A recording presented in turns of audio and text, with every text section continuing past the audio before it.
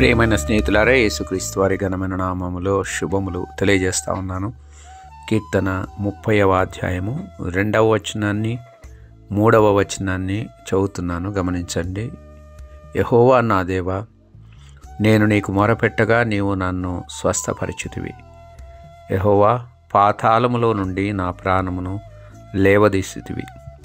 నేను గోతిలోనికి దిగకుండా నీవు నన్ను బ్రతికించితివి. ఈ కీర్తనలో దావీదు దేవునికి మొరపెట్టిన తీరును మనము జ్ఞాపకం చేసుకోవచ్చు. అతడు అనారోగ్యంలో ఉన్నప్పుడు దేవుణ్ణి అతన్ని స్వస్థపరిచినటువంటి విధానాన్ని మనం గుర్తు చేసుకోవచ్చు. వాస్తవానికి పాతాళములోనికి దిగేటువంటి పరిస్థితి లేక అందరూ చనిపోయినటువంటి వారు ఎక్కడికి వెళ్తారో ఆ హేడెస్లోనికి వెళ్ళేటువంటి పరిస్థితిని అతడు ఎదుర్కొన్నాడు. కానీ అలాంటి పరిస్థితిలో దేవునికి మొరపెట్టడాన్ని దేవుని యొక్క వాక్యములో మనం గమనిస్తాం.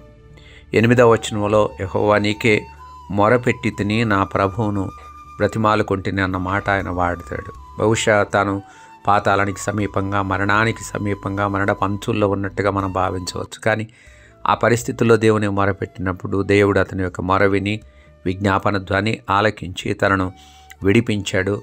ఆ సమాధిలోనికి దిగకుండా, అనగా గోతిలోనికి దిగకుండా దేవుడు అతన్ని బ్రతికించినట్టుగా మనం చూస్తాం. ప్రియమైన స్నేహితులారా, మనకి ఇబ్బంది కలిగినప్పుడు, వేదన కలిగినప్పుడు, మనం అనారోగ్యంలో ఉన్నప్పుడు, మనం కూడా మరణానికి సమీపంగా ఉన్నామన్నటువంటి భావనలో, ముఖ్యంగా ఈ యొక్క వర్తమానాన్ని వింటున్న మీరెవరైనా నేను మరణానికి సమీపంగా ఉన్నాను, లేక గోతిలోనికి దిగేటువంటి సమయం ఆసన్నమైనదన్న భావనలో ఉంటే దేవునికి మొరపెట్టండి. నిజమైన దేవుడు, ఆకాశమును భూమిని కలుగజేసినటువంటి దేవుడు, పాపుల రక్షకుడైన యేసుక్రీస్తు వారికి మనం మొరపెట్టినట్లయితే మన యొక్క ధ్వనిని ఆలకించే దేవుడు మనకున్నాడు.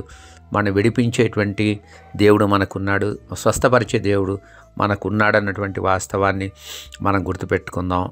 దేవా, నీవు నన్ను ఉద్ధరించావు కాబట్టి, లేక నీవు నన్ను బ్రతికించావు కాబట్టి, నీవు నన్ను స్వస్థపరిచావు కాబట్టి నేను నిన్ను కొనియాడుతూ ఉన్నాను. లేక దేవునికి స్తుతులు చెప్పేటువంటి కీర్తనగా ఈ కీర్తన మనం చూడవచ్చు. కాబట్టి దేవునికి స్తుతులు చెప్పేందుకొరకై మనకు ఉన్నటువంటి ఇబ్బందులన్నీ ఆయన ఎదుగు తీసుకుని వెళ్దాం. ఆయన మనల్ని విడిపిస్తాడు, స్వస్థపరుస్తాడు. మనను మరణానికి వెళ్లకుండా ఆయన కాపాడేటువంటి వాడుగా ఉంటాడు. తద్వారా ఆయన యొక్క నామము మహిమపరచబడుతుంది.